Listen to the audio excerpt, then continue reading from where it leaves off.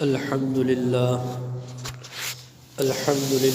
رب العالمين والعاقبة للمتقين والصلاة والسلام على سيد الأنبياء والمرسلين وعلى آله وأصحابه أجمعين. أما بعد، أعوذ بالله من الشيطان الرجيم. بسم الله الرحمن الرحيم.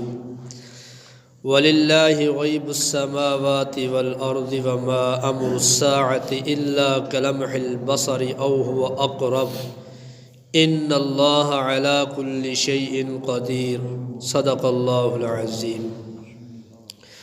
اللہم صل علی سیدنا و مولانا محمد وعلى آل سیدنا و مولانا محمد وبارک وسلم.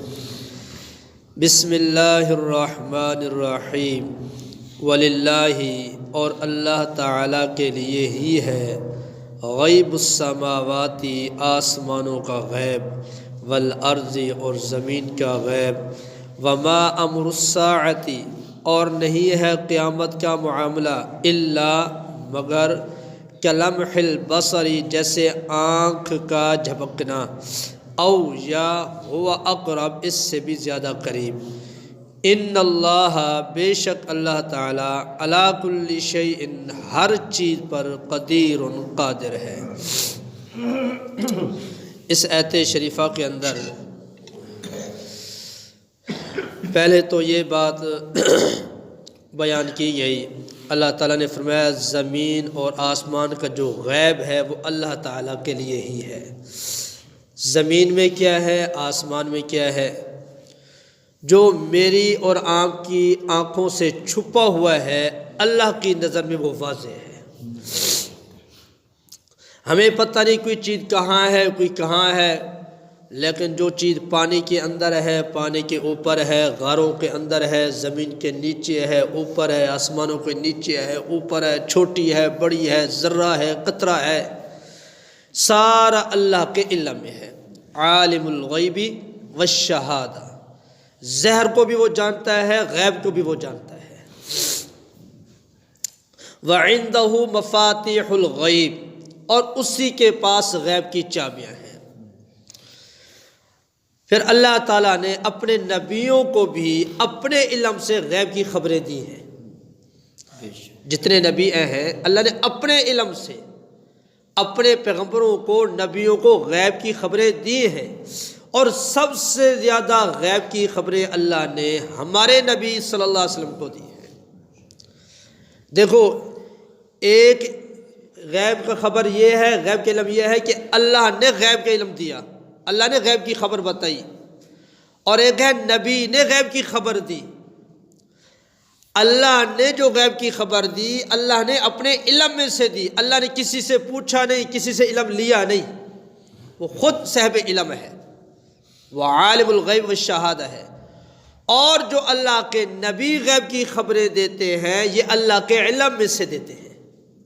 یعنی اللہ ان کو بتاتا ہے، وہ پھر آگے اپنی امت کو بتاتے ہیں. نبیوں کا اپنا علم نہیں، اللہ کے علم کے ساتھ وہ خبریں دیتے ہیں. تو لہذا اس طرح یہ بھی کہہ سکتے ہیں بھی اللہ بھی غیب کے علم جانتا ہے، ہمارے نبی بھی غیب کے علم جانتے ہیں. کیسے؟ بھی اللہ غیب کے علم جانتا ہے اپنے علم سے، علم کلی سے، اور جو نبی ہیں یہ غیب کے علم رکھتے ہیں اللہ کے علم سے. اب نبی نے فرمایا قیامت آئے گی تو یہ ہوگا، یہ ہوگا، یہ ہوگا، سارے نشانے اللہ نے نبی نے بتائی ہیں. اللہ نے اپنے نبی کو خبریں بتا دی ہیں، اب نبی نے آگے اللہ کی دی ہوئی خبریں پہنچا دی ہیں. یہ ہمارے نبی کا غیب کا علم ہے. لیکن نبی کا اپنا ذاتی علم نہیں، اللہ نے ان کو علم دیا ہے. صرف فرق یہ ہے، لوگ گھما دیتے ہیں، چکر دے دیتے ہیں. اور اس کے آگے اللہ نے فرمایا وما امر الساعۃ الا کلمح البصر، نہیں ہے قیامت کا معاملہ مگر آنکھ کا جھپکنا. جس طرح آنکھ جھپکتی ہے نا، اتنی یا اس سے بھی زیادہ قریب قیامت قائم ہو جائے گی، پتہ ہی نہیں چلے گا. جس طرح آنکھ جھپکتی ہے، اتنی دیر یا اس سے بھی زیادہ قریب قیامت قائم ہو جائے گی. بلکہ حدیث پاک میں آتا ہے نبی پاک صلی اللہ علیہ وآلہ وسلم نے فرمایا من مات، جو مر گیا، قد قامت قیامتہ، بس اس کی قیامت قائم ہو گئی. جو فوت ہو گیا اس کی قیامت شروع ہو گئی. بلکہ فرمایا کہ ابھی بس فوت نہیں ہوا، بس زندگی اور موت کی کشمکش ہوتی ہے، آخری سانس نکل رہے ہوتے ہیں، اس وقت ہی اس کی قیامت شروع ہو جاتی ہے. اگر نیک ہوتا ہے تو کہتا ہے قدمونی قدمونی، مجھے جلدی لے چلو، مجھے جلدی لے چلو. کیوں؟ اس کے سامنے اللہ جنت پیش کر دیتے ہیں. اور اگر برا ہوتا ہے، گناہ گار ہوتا ہے، تو وہ کہتا ہے این تذہبونی این تذہبونی، مجھے کہاں لے کے جا رہے ہو، مجھے کہاں لے کے جا رہے ہو. وہ دھاڑے مارتا ہے. کیوں؟ اس کے سامنے اس کے کرتوتوں کی وجہ سے جہنم کا منظر سامنے ہوتا ہے. اور قیامت کوئی عام نہیں. ہم تو کہتے ہیں جو قیامت ہے یہ تو دیکھا جائے گا. میرے بھائیو، قیامت عام نہیں ہے. جہاں نبی بھی لرز نہ رہے ہوں گے، بڑے بڑے ان کے جسموں پہ کپ کپی طاری ہوگی. حضرت آدم علیہ السلام سے لے کر حضرت عیسیٰ علیہ السلام تک سارے جواب دے جائیں گے، اور ان کی زبان پہ یہ الفاظ ہوں گے نفسی نفسی، ہے میرا کیا بنے گا، ہے میرا کیا بنے گا. اللہ کے نبی، اللہ کے برگزیدہ پسندیدہ بندے، ان کے جسم پہ تو کب کبھی طاری ہو جائے. تو اور میں زندگی میں کبھی نماز نہ پڑھی، زندگی جھوٹ سے گزر گئی، دھوکے سے گزر گئی، فرار سے گزر گئی، بے حیائی میں گزر گئی، اللہ رسول کی نافرمانی میں گزر گئی. ہم کہتے ہیں ویکھی جائے گی، کیا ہوگا؟ یہ اللہ کے ساتھ مقابلہ ہے. یہ تب کہتے ہیں ویکھی جائے گی جب ہمیں ہمارے نبی نے خبر نہ دے لی ہوتی. نبی نے تو بتا دیا یہ ہوگا یہ ہوگا یہ ہوگا، پھر تو اس کی فکر کرنی چاہیے تھی، تیاری کرنی چاہیے تھی. اور یہ کہنا دیکھی جائے گی، پھر نبی کے فرمان پہ اس کو یقین نہیں ہے، نبی کی خبر پہ اس کو یقین نہیں ہے.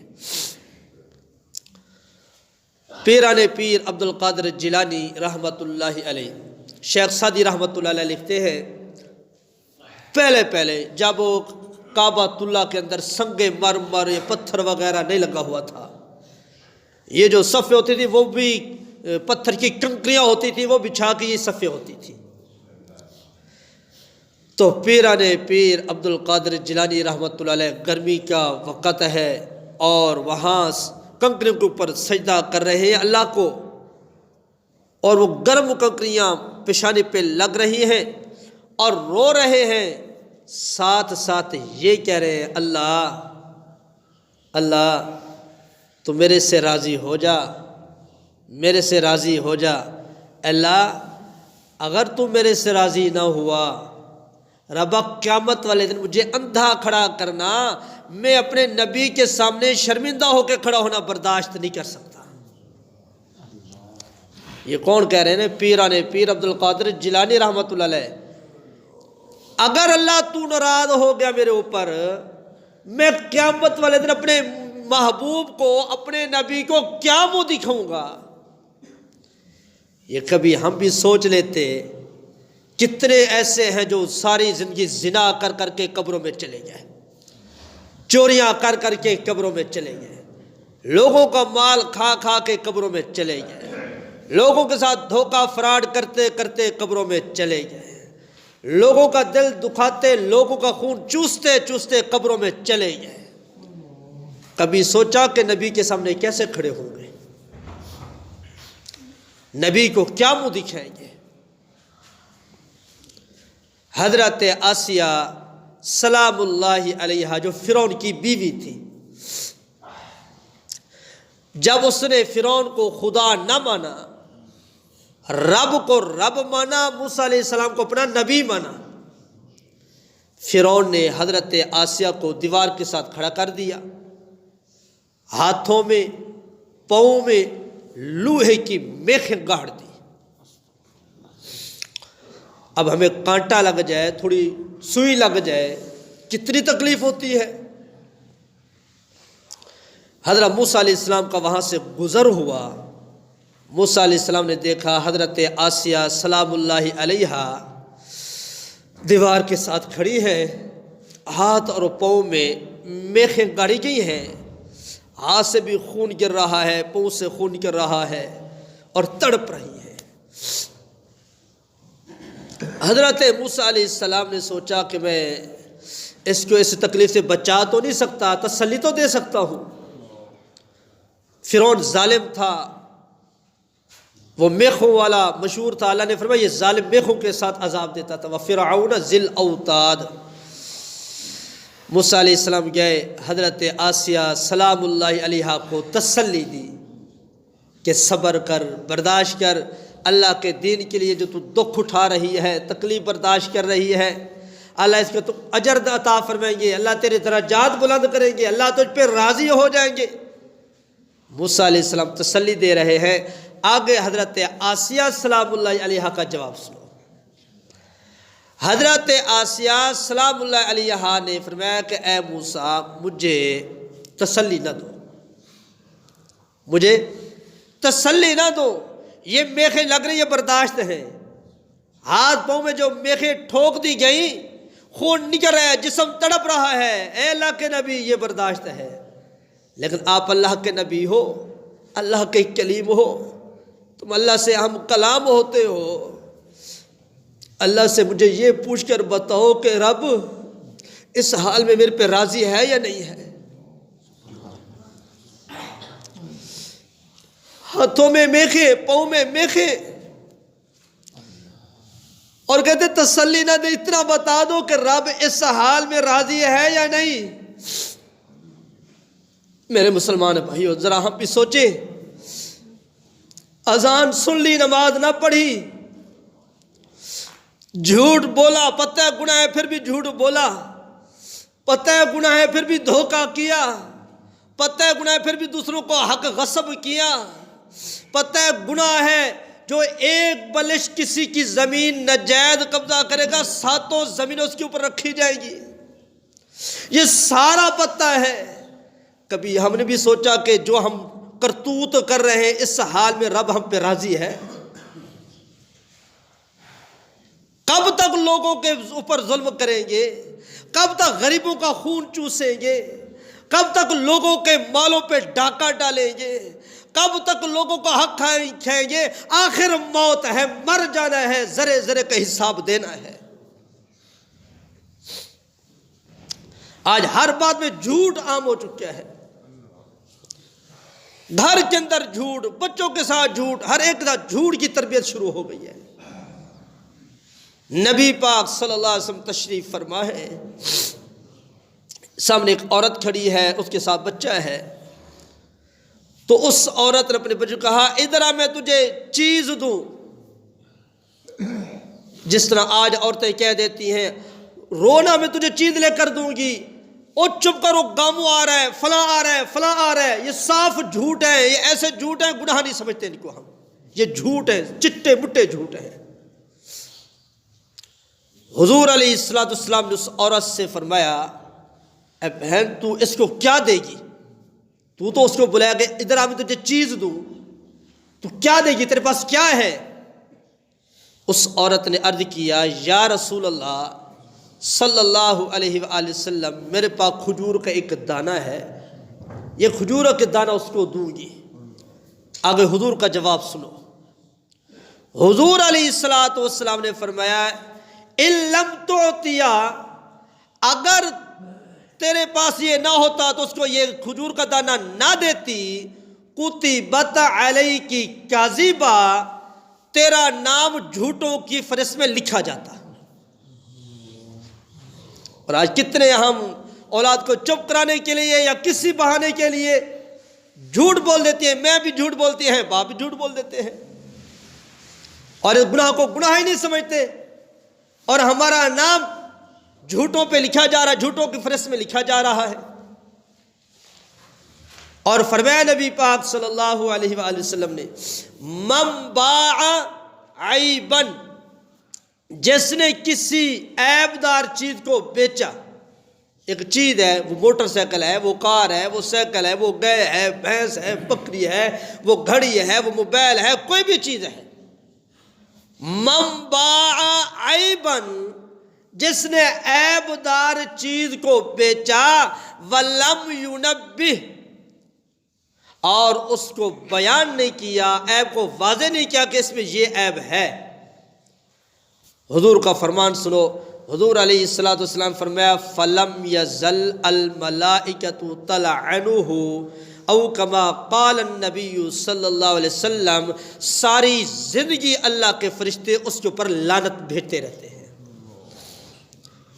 ایک چیز میں دھوکہ دیا، عیب دار چیز ہے، نقصان کیا ہوا؟ ساری زندگی، صرف اس وقت نہیں، ساری زندگی فرشتے اس کے اوپر لعنت بھیجتے رہتے ہیں۔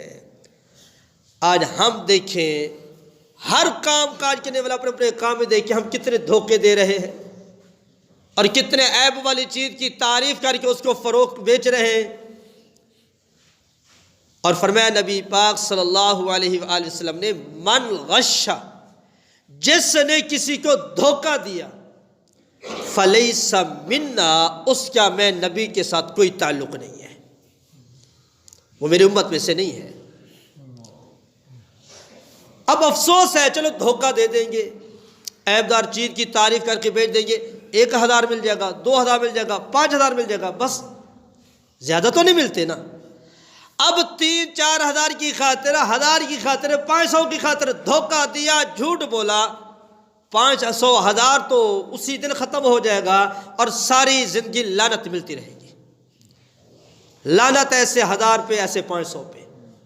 کیا فائدہ دھوکہ دینے کا، کیا فائدہ جھوٹ بولنے کا؟ نبی پاک صلی اللہ علیہ وآلہ وسلم نے فرمایا الصدق ینجی والکذب یہلک، جو سچ ہے یہ نجات دلاتا ہے، اور جو جھوٹ ہے وہ ہلاک کرتا ہے۔ جو سچ بولے گا، سچ اس کو نجات بھی دلائے گا، سچ کی برکت سے اللہ اس کے رزق میں برکت بھی عطا فرمائے گا، اور جو جھوٹ بولے گا اس کے رزق میں بے برکتی بھی آئے گی، اس کے گھر میں تنگی بھی آئے گی، اللہ کی لعنت بھی برسے گی، رحمت والے فرشتے بھی دور ہو جائیں گے، اولاد، ماں باپ، میاں بیوی، بہن بھائی کا آپس میں نفرت پھیل جائے گی، خوشیاں ختم ہو جائیں گی، پریشانیوں پر غالب آ جائیں گی۔ کیا فائدہ جھوٹ بولنے کا؟ ہمیشہ سچ نجات دلاتا ہے، جھوٹ ہلاک کرتا ہے۔ ہندوؤں کی اور مسلمانوں کی آپس میں لڑائی ہو گئی ایک زمین کے پلاٹ کے اوپر۔ ہندو کہتے تھے یہ پلاٹ ہمارا ہے، مسلمان کہتے تھے یہ پلاٹ ہمارا ہے۔ مسلمان کہتے تھے یہ ہمارا پلاٹ ہے، ہمارا پلاٹ ہے، ہم اس کے اوپر مسجد بنائیں گے، اور ہندو کہتے تھے یہ پلاٹ ہمارا ہے، ہم اس کے اوپر مندر بنائیں گے۔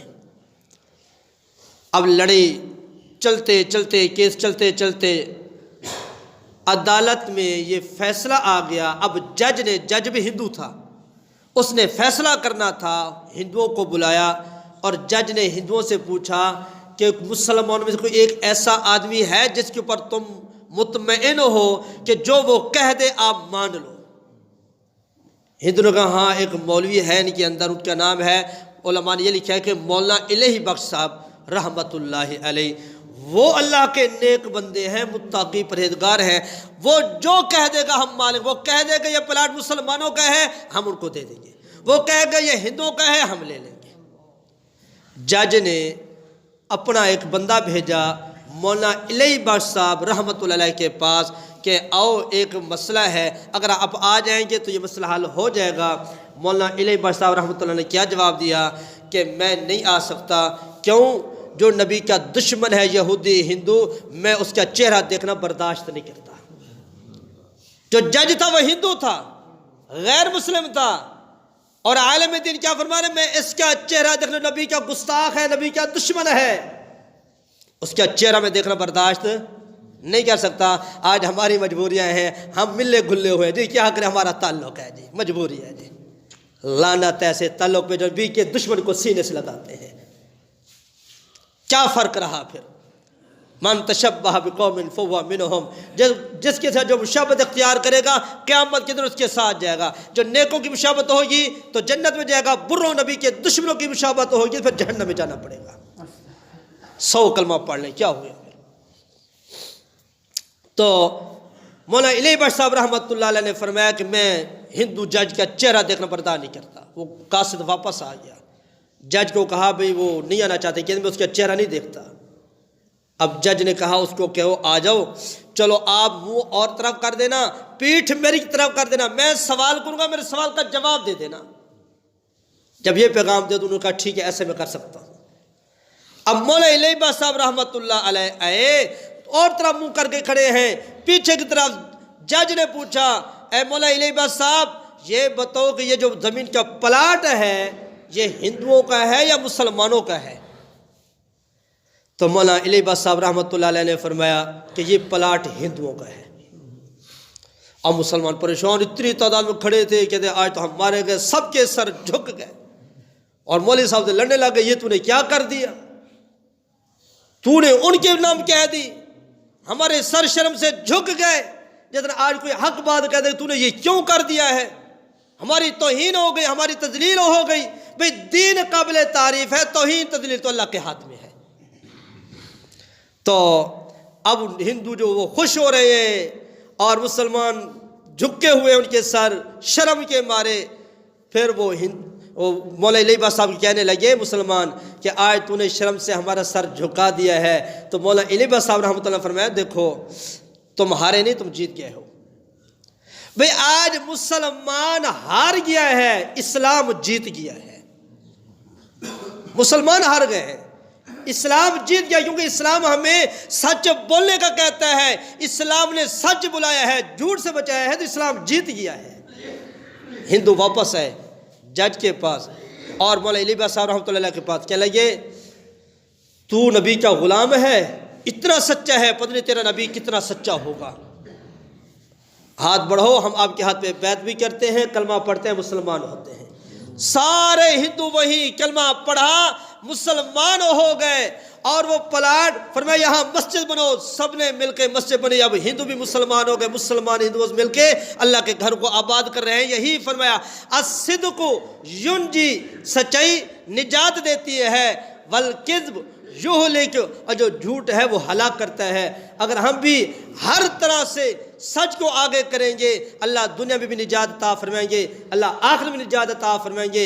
اگر جھوٹ کو اپنا اوڑھنا بچھونا بنا لیا میرے بھائیوں، دنیا کے اندر بھی ذلت ہے، رسوائی ہے، شرمندگی ہے، رزق کی پریشانی، عمر میں کمی، ہر لوگوں کی نظروں سے بندہ گر جاتا ہے۔ اور قیامت والے دن بھی اللہ کے سامنے کیسے کھڑا ہوگا، نبی کو کیسے منہ دکھائے گا۔ اللہ رب العالمین سے دعا ہے جو کہا سنا گیا، اللہ تعالی ہم سب کو اخلاص کے ساتھ عمل کرنے کی توفیق عطا فرمائے۔